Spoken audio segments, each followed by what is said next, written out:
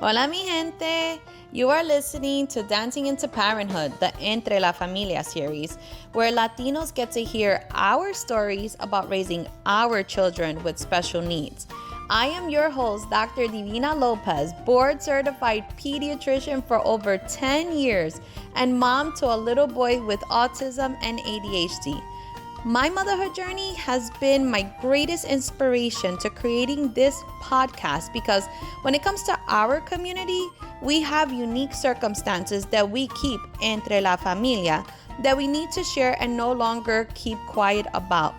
On this show, I will give you the tools, information, and strategies to raising a happy and healthy human being.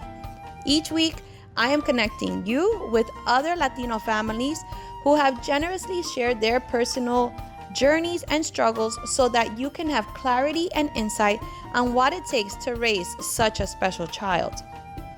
Before the episode starts, I want to remind you to follow us on social so you don't miss out on all the support I love to share with you. You can find us on Instagram, YouTube, TikTok at Dr. Divina Lopez, and any place that you hang out on the internet. Also, I can't wait to start the parent sessions. We're starting group parent sessions, and I want you to be there. I want to help guide you if you are struggling with parenthood, if you don't have support, if you're insecure about the choices that you're making for your child, if you just want to get it right for your child, then I encourage you to join the 12-week program where we will meet once a week and I will teach you how to advocate for your child, how to navigate the medical system, how to navigate the educational system, where to find your support system, and how to build healthy family relationships so we can break those toxic cycles, create boundaries with family members, and also learn to love ourselves through it all. All right, mi gente, I want to see you there. So make sure that you go to my website and that you drop your email in there. That way you are the first to know when the group sessions start. Now let's get into the episode.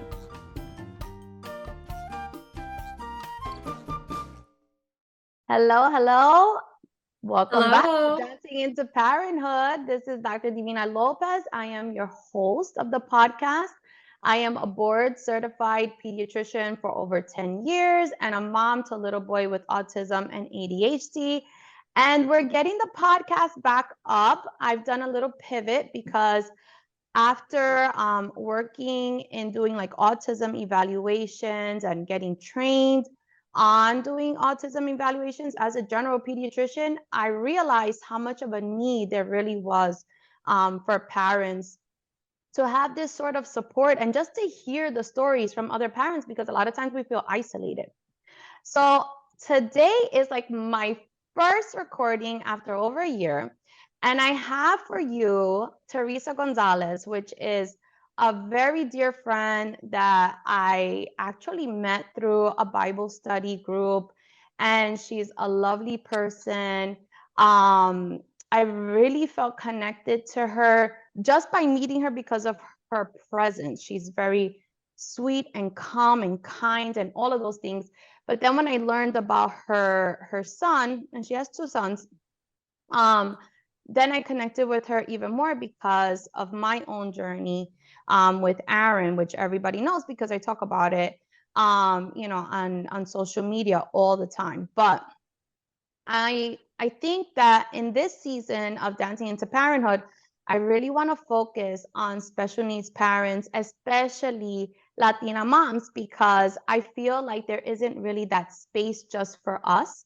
And I want to create community for us. So, Theresa, first of all, let me just say thank you for being the first guest, for accepting it, for saying yes right from the first time I asked you, and making the time to meet with me because I know you're going through your whole retirement and everything, which is exciting, and I want you to talk about that a little bit. But first of all, just tell us a little bit about yourself. Okay, thank you for inviting me to this podcast. It's an honor and a blessing for me. Just like you said earlier in your introduction, I am also very passionate about getting the word out for autism advocacy and autism education for students who are being newly diagnosed.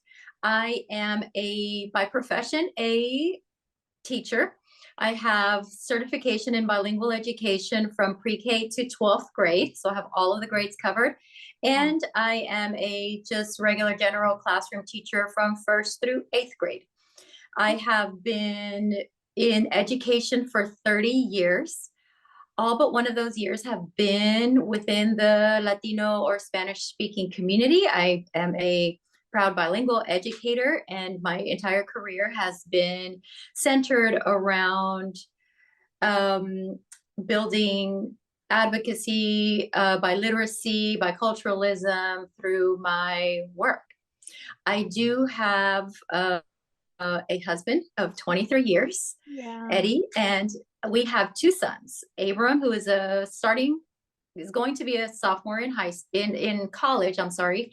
And then we have Diego, who just recently graduated from high school, and he will be 18 years old on this Friday coming. I am a parent who has gone through it since the beginning. Yeah, and so I was very fortunate to get an early evaluation for Diego, who is my younger son with autism, and I am very happy to tell you the story and to be just a help or a voice or, a source of information for any of the new families out there getting diagnosed, or if other families through you have questions, I am very happy to answer those, just to share my experience. Yeah, and it takes a lot, right, to actually share these stories, because I think first in our community, there's a lot of shame that goes along with it, right? And so a lot of times we cover up these stories, and the reason why I think it's so important to bring awareness to everything is to normalize it, because this is a diagnosis that we are seeing more and more and more of, right? And although autism can be genetic and there can be other factors why you may have it, a lot of times we don't have good answers as to why this happen, right? And then, as a parent, I think you go through this phase of when you're just trying to figure everything out, because a lot of times practitioners don't give you all the answers. You feel confused. You don't know which way to go. What are the services? How do you get them? And even accessing the services that you could get through the Department of Education can be really challenging, and dealing with IEP meetings and so on and so forth. Yes, so, for sure. First, you're down in Texas, right? Yes. Okay.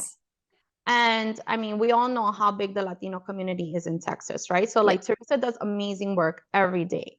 And I thank you for that, because we need people like you in the community, right? Thank you. Yeah, it's tough. But tell me, what were some of the first signs and symptoms that you noticed in Diego that were concerning to you? And what did you do, when you first noticed those concerns?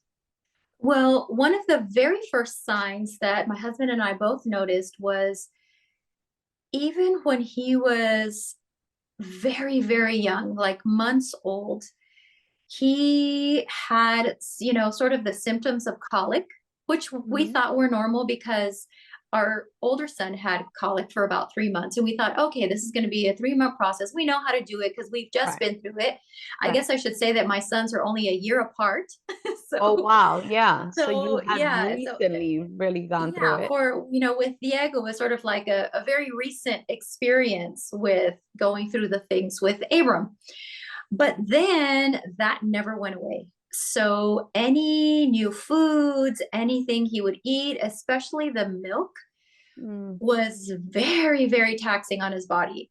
He could not keep down anything. So pretty much his whole digestive system, we always had to watch that, always. And, whenever he would drink milk, the formula, it was very hard for him to process. It would be hours and hours of discomfort, crying, Yeah. very hard to console, Yes. very, those typical things. Well, I guess typical because you and I know, Yeah. but maybe other parents don't, know that that's not normal. Yeah. Babies should be eating normally and being able to process their nutrition normally. Right. It should not They be should. this constant crying and upset and discomfort. Yeah. And so, that was happening, and we were like, oh, what do we do? So we found the gripe water, and Mm-hmm. so we added that. That worked wonders. But Okay. it was a little bit of a temporary fix Yeah. because the next stage of food Yeah. development brought on its other difficulties.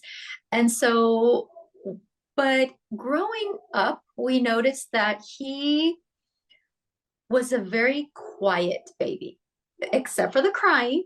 He Mm-hmm. was very quiet. He never babbled.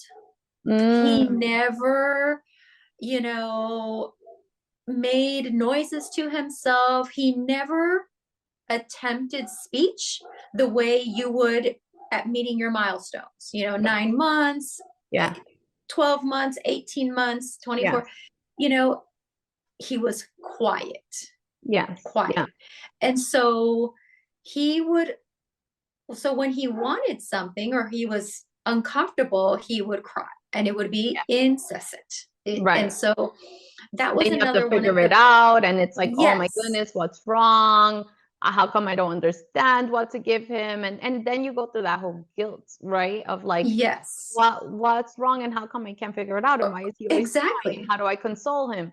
Yeah. Exactly. And so the food processing, the constant discomfort, Yeah. crying, the not being able to be consoled, and it, the fact that he was completely silent.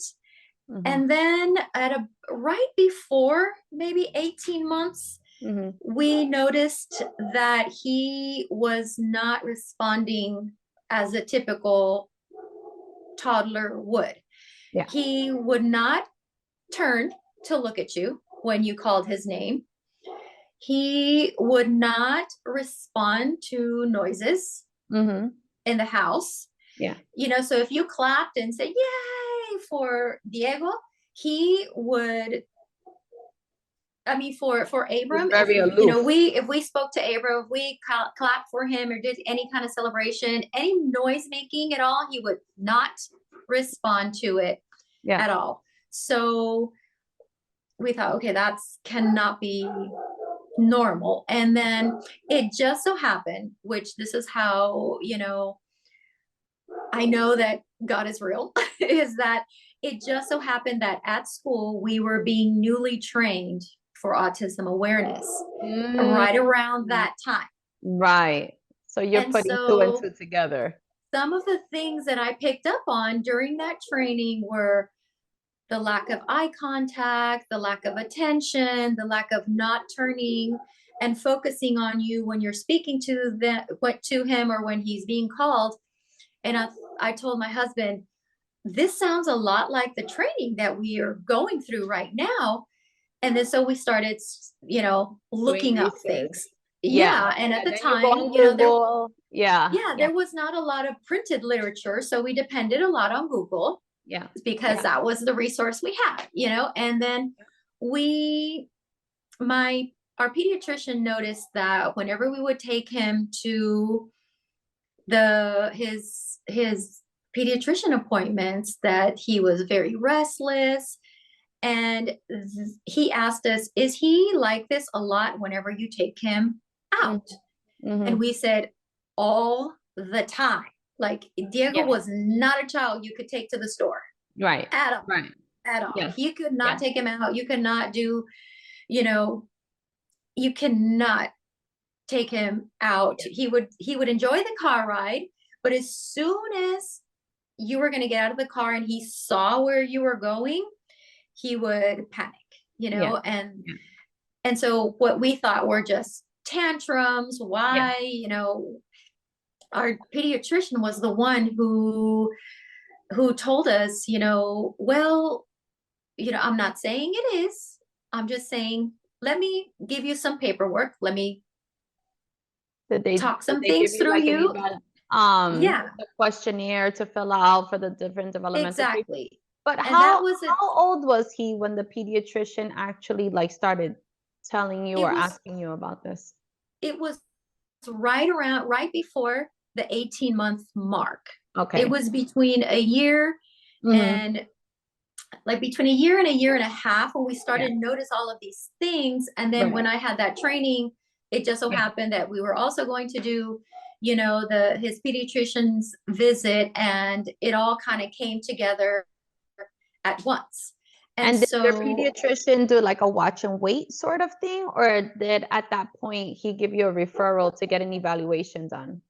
well, I believe that my pediatrician took into account that I was already a teacher and I Mm. was already somewhat knowledgeable about the Right. process of how this would happen, because there have been other students in my teaching career who I have had to do this for. And so he took my word. So he sort of did a little interview with me, which was sort of like just a coverall of the paperwork he was giving me. Yeah. And between my husband and me, answered the questions. And he said, "I think that this is what is going to Mm. result of it, because everything that you're telling me points directly to possibly this is an autism diagnosis." And so Good. he just gave us the paperwork and said, "Here, you're going to take this paperwork to the he was a neurologist, but he was a neuropsychologist." Neuropsychologist. Okay. Yes, he was a neuropsychologist. And then we took him right away. We were able to get an appointment through our pediatrician's connection. He was able to set up an appointment for us. And That is it amazing. was, That it is is, amazing. it Yeah. is like, Okay. knock on wood, it Yeah. These was these are not the normal completely, stories that I hear, but this is amazing. I'm happy that he acted quickly, got you to the specialist to get an yeah, evaluation done. Amazing. Yeah. yes. And so this was, excuse me, when we decided to fully like look into this, it was about March. Mm-hmm. So I decided to take from spring break to the end of the year off through Yeah. FMLA to get help for him, because I knew that this is possibly what is going to happen. And Right. so it happened quickly, like Right. very, very quickly, Right. that we were able to get a diagnosis by May. He Wow. was Yeah. already, yes, Yeah. he had already had a diagnosis. And this was at about 2 years old. By the time all this happened, he was going to be 3, I guess. Yeah. So Okay. when we got the ball rolling, it was fast. Okay. Yeah. So in May, we got a diagnosis, and then he turned 3 in July. Okay. So by the time, yeah, so that part of it was very, very short. Okay. So then wait, just to clarify something, you said that around his like 1.5-year-old visit is when you had this discussion with the doctor, right? No, that's when we started seeing the The symptoms signs, full okay, that you on. noticed them. Okay. That, yes, And then from that time, did you bring it up to your pediatrician at that time? we didn't, because we really didn't know. Right. We just Okay. thought like this is just another phase that we are going to have to go through with him. We really didn't know, but Like you then, thought you were in like the terrible twos kind of thing, yes, right? that's Okay. Because a exactly lot of what, people do think that. yes, Yeah. All that's right. So exactly then what maybe was it like another year it before? was about. From beginning to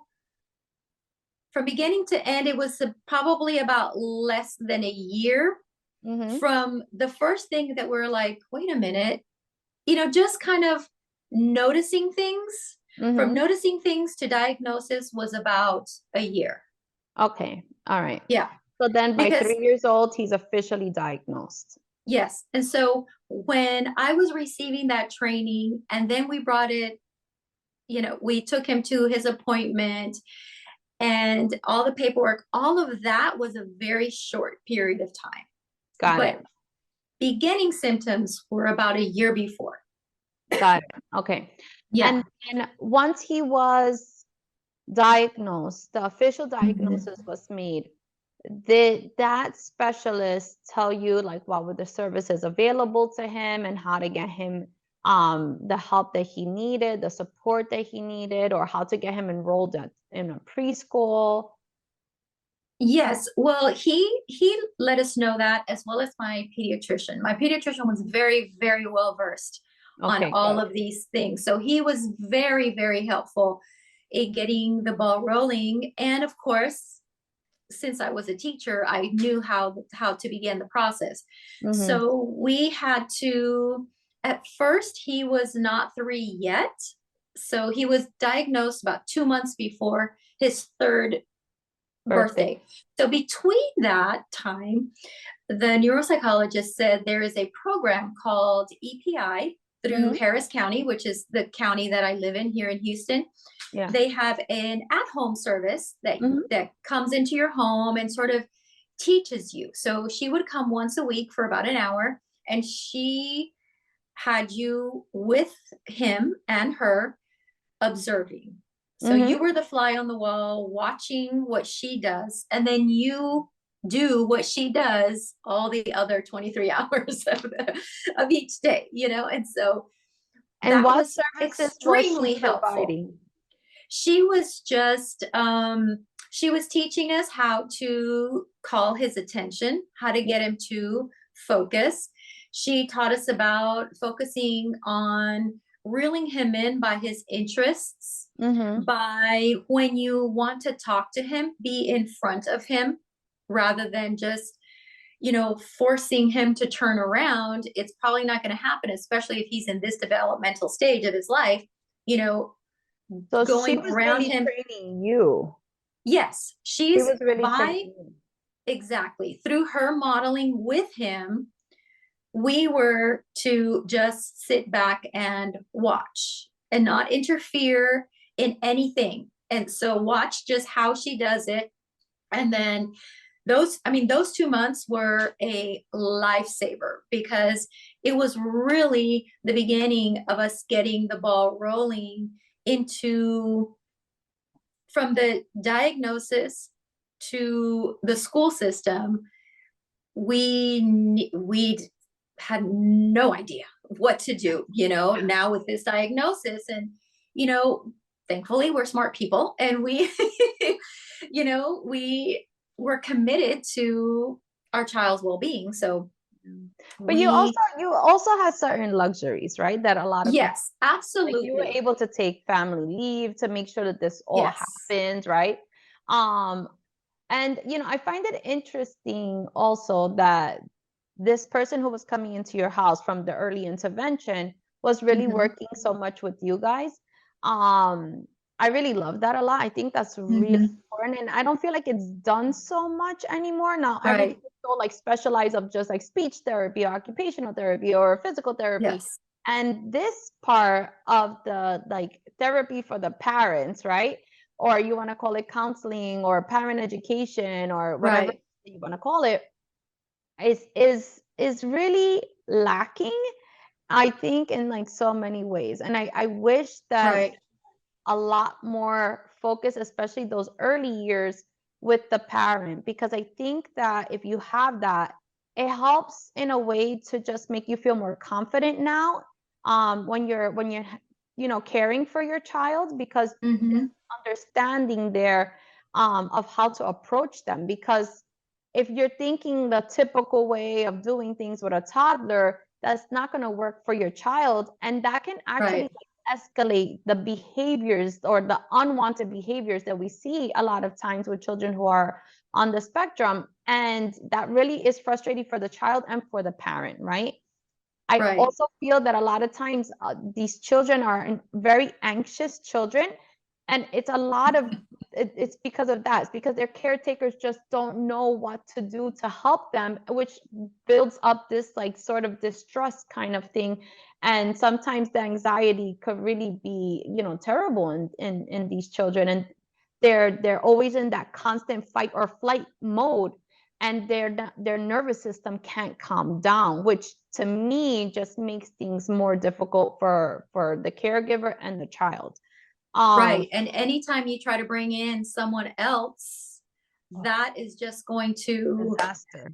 see, Every yeah, time you it's add another cook to the kitchen, it's like, exactly what is this? You know, yeah, because it's unfamiliar to them. And right. it really does. It takes a long time. You know, like I think parents have this illusion of like, oh, this person is gonna come into the home and you know everything's gonna be fine. And it's like, you know how long it takes No. just for your child to feel comfortable with this person and Yeah. to be able to like finally really grasp what techniques this person is actually trying to do, you know, with them. And Mhm. you know, it's really important that parents follow through with the stuff that they are doing, because if you don't follow through with those same course like strategies, then Right. you know that's another problem. And that's why I'm saying, like, I really wish more parents would be able to get that sort of training, because it would be so useful for both the child and them. Like, you know, I think for me, I'm just a person who's really observant, and I'm very, very connected to my son. Um, Mhm. and so it came kind of naturally to me, but it doesn't come natural for many, many people. Right. Especially when there is a stigma involved, whether Mm, it's culturally or socially. And if there is, or if as a parent, yeah. you have some sort of stigma that comes with it. And I just wanted to share that when you were talking about that, how we wish more parents knew about these sort of county or government programs that are available. Every person or parent that I have come across, whether it's through my classroom or in the community, nobody had known about that program that I was telling them about how my son started. None of them Yeah. knew about it. And I was shocked. I was shocked. And, but then again, their evaluations or their diagnosis were coming later Yeah.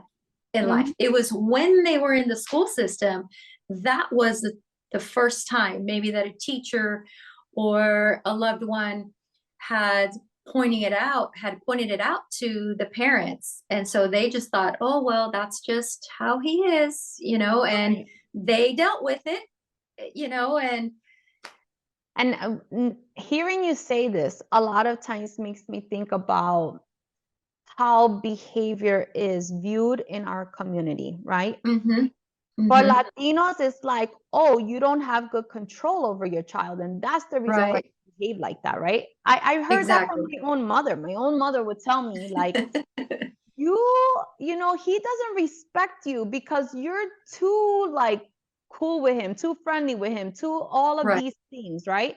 And I was like, no, you don't understand my child, right? right. And it took a lot for me to have to say that to my own family members who were trying to Mhm, tell me like I didn't discipline my child. You know, he doesn't respect me, and that's the reason why, you know, he's behaving the way he behaves, including his own dad did that, right? Like, oh, you treat him mhm, like a baby. Oh, I got so much criticism from mhm, everyone. right. And that makes you isolate yourself, right? Because Agree. you Agree. yeah, it's like I can't go anywhere because everybody's staring at me. I mean, the tantrums were like through the roof terrible. I just felt so defeated in those early days Yes. because I had went through a divorce. You know, I was dealing with my toddler. I was dealing with, you know, family telling me this. It was really hard. It was really, really hard. And I know that in our community, It's that sort of thing of like, you need to spank him, or you need to discipline him in a certain way. And, you shouldn't accept that bad behavior. And so you, as a parent, as a mother especially, you start wondering if you're not doing the right job as a parent. And that's the reason why your Mhm. child is behaving this way. But then once they get into the school system, like you were saying, then the teachers are noticing these behaviors. And thank God for teachers being trained in this sort of thing, because they can say, oh, wow, I see these certain things that I don't see Yeah, in other kids in the class. And right. maybe it's time to get an evaluation done. Right. And, on top of, having, our cultural norms saying, about discipline, there's also the whole boys will be boys thing, Yes. because we know that it's more prevalent in Yeah. boys, but girls do have it. They just present in a different way, and everybody presents uniquely, as we know. But the boys will be boys thing is also just adds fuel to the fire, Yeah. and also it also makes you isolate, Yeah. because then it's like you said, you can't take them anywhere, Anywhere. because if I discipline them, it's always, oh, leave him alone, he's just messing around, he's just this, let him cry it out, this, type of thing. And when you have to address things with family members, i I feel like we will listen to them, and because in our culture we have to be respectful to our elders, and to people who are trying to help you. However, my husband and I would have to say, yes, we appreciate your help, however, you are not living with this child. Yeah. You are not with us 24 hours a day to see all of the work that we have done, Yeah. for someone to come in and excuse behavior, Yeah. or get onto us for what we are doing or not doing. Yeah. It messes up his whole program, Yeah. and when you have to tell him, hey, don't approach him like that, or hey, you can't say certain things, or hey, can you please lower your voice, or those type of things, and it's always like, he'll be fine, Yeah. because You he's a spoil him boy, too because he's much.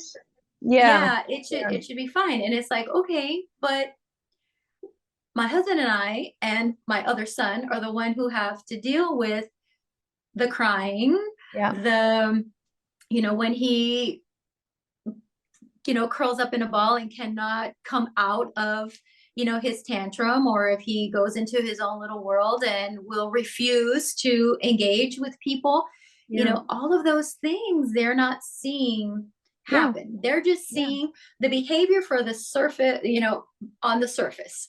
They Right. don't understand all of the things that Yeah. he goes through, or that he is going through, all of these sensory issues that he has, all of these behavior and engagement. He doesn't have all of the things the way everyone else commonly does it.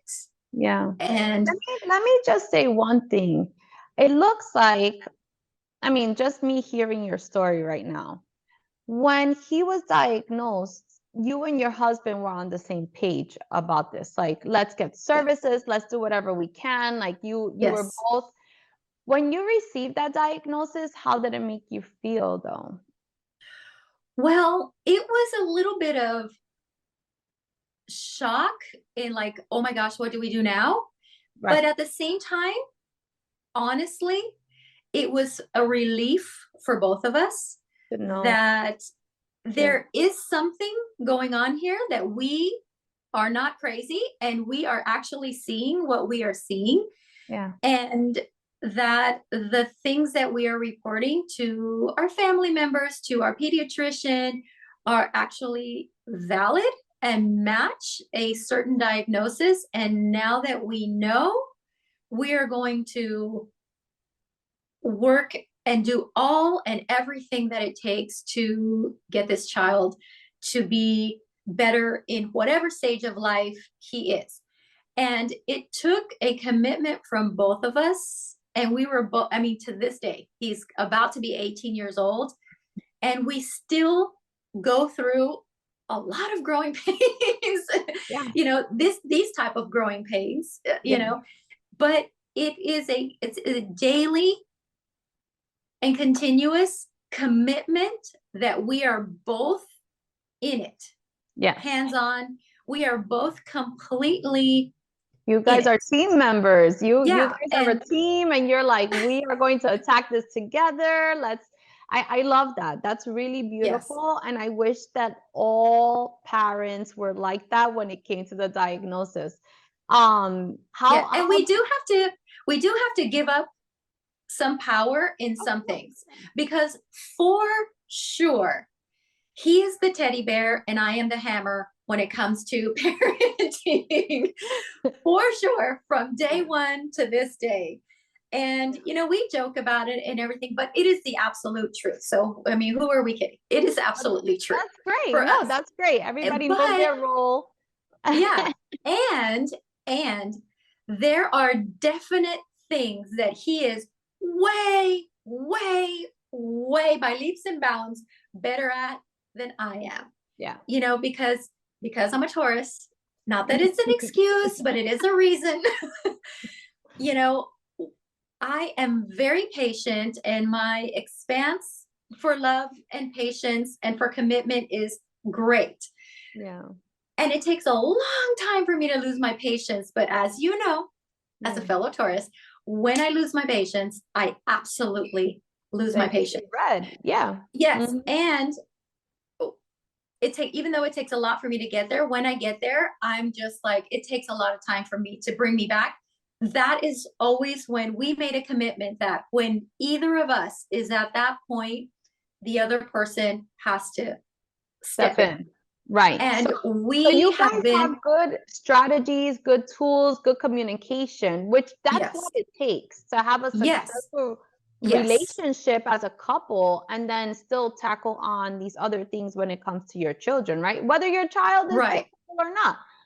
That's what it really, really takes in a marriage, right? In order to do that. If Um, you're in a if you're in a relationship, in an intimate relationship, absolutely.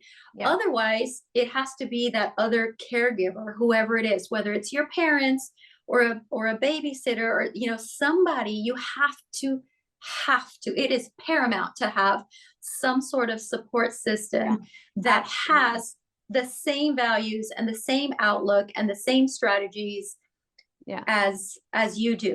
Yeah. And we were very thankful that we had my sister-in-law, who is Eddie's sister, Mhm. also an educator, and her daughter, who Mhm. is now a nurse. They were our support system. That's Otherwise we would have had amazing. no life outside of this household. Yeah, they I were know. they Yeah. were our outside support system. Yeah. And so, because they were the ones who are available. We Yeah. don't have a lot of family here in Yeah. Houston where we live, so they were our primary, care outside of our household. And it is Yeah. 100%, you have to be on the same page. I cannot, or we cannot stress that enough, that Yeah. whoever is the person who is doing this with you has to be on the same page with you 100%. And you have to tag team your Yes. life through it. You just Yeah. have to. You have Yeah. to. And as much as we want to say, I know my child and I know, how to work it, that's absolutely true. But we also have to be self-aware to know when you have reached the end of your capacity in the moment. Yeah. And I think that my husband and I were very good at that when we have reached our capacity, I go and say, Eddie, I can't do it anymore. You're going to have to step in, and the other way around. Yeah. Or Yeah. we just have to notice when Mm-hmm. the other person Pay is on the verge. attention to the other On the person when verge. they're burning out, and it's like, okay, let me step Yes. in and take a break. Yeah. Yes. So do you think that your marriage actually like suffered in any way, or do you think like things got stronger because you were able to use this as a way to bond in a certain way? When it came to this, no, no, we were solid Mm-hmm. when it came to this. I think that when, issues that we had in our marriage were more personality conflicts than anything else. I think that, our typical conflicts are typical to our personality. He likes things like this, I like things like this, and sometimes they don't meet in the middle, and sometimes we give each other grace, and sometimes we're like, oh, but I think that that's the natural ebb and flow of any and all relationships. It doesn't have to necessarily be with your spouse. It can be, with any person.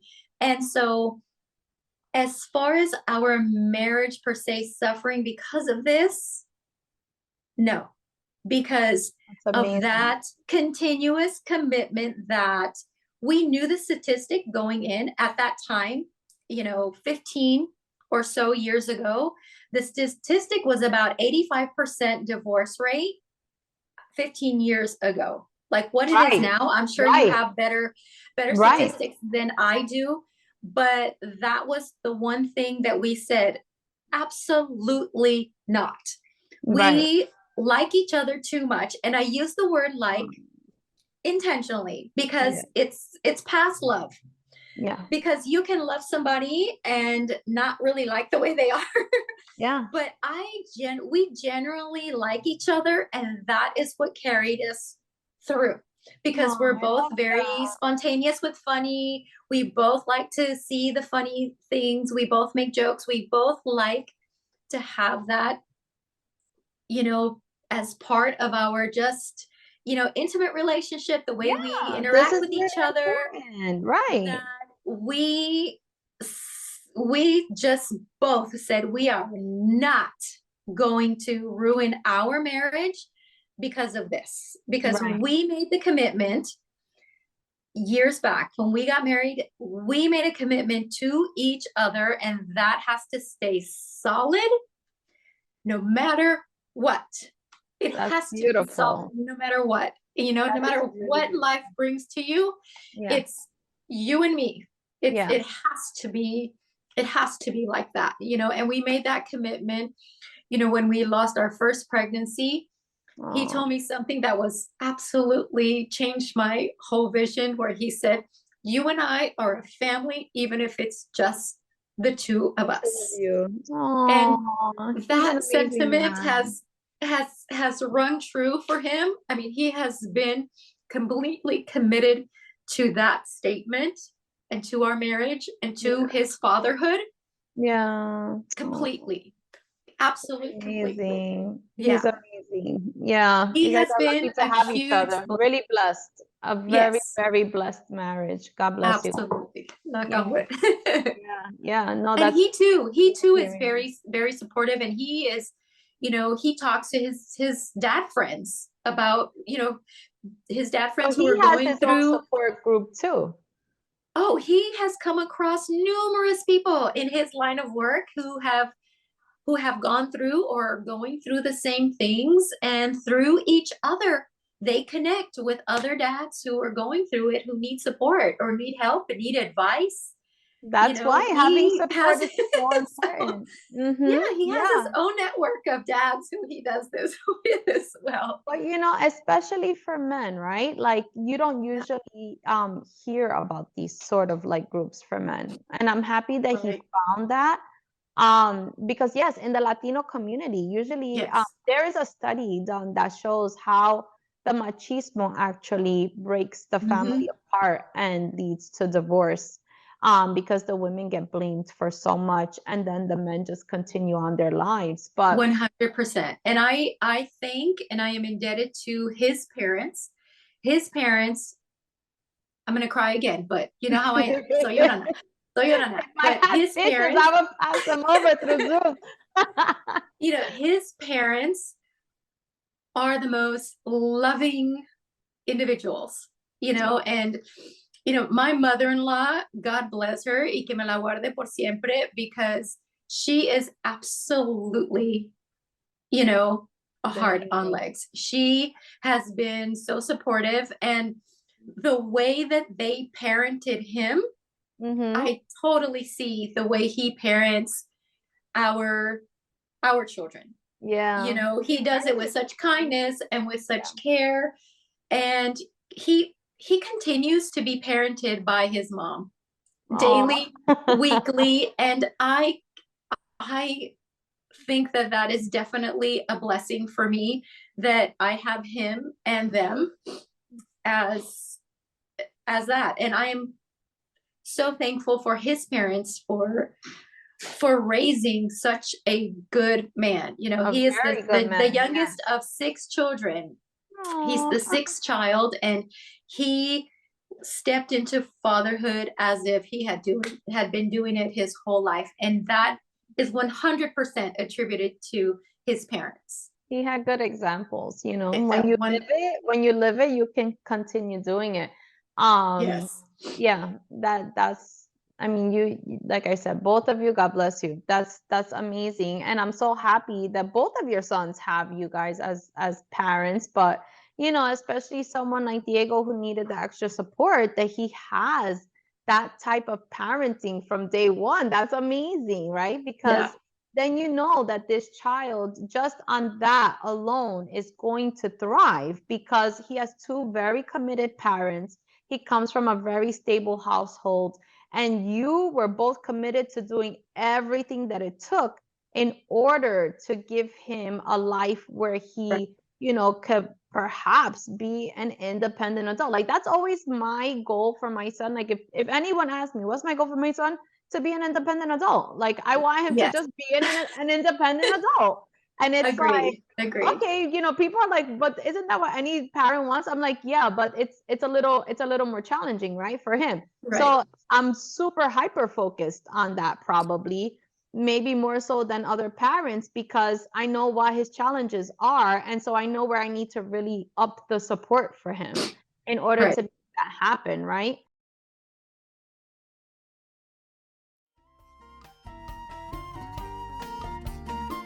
If you enjoyed this episode, share it with your family and friends.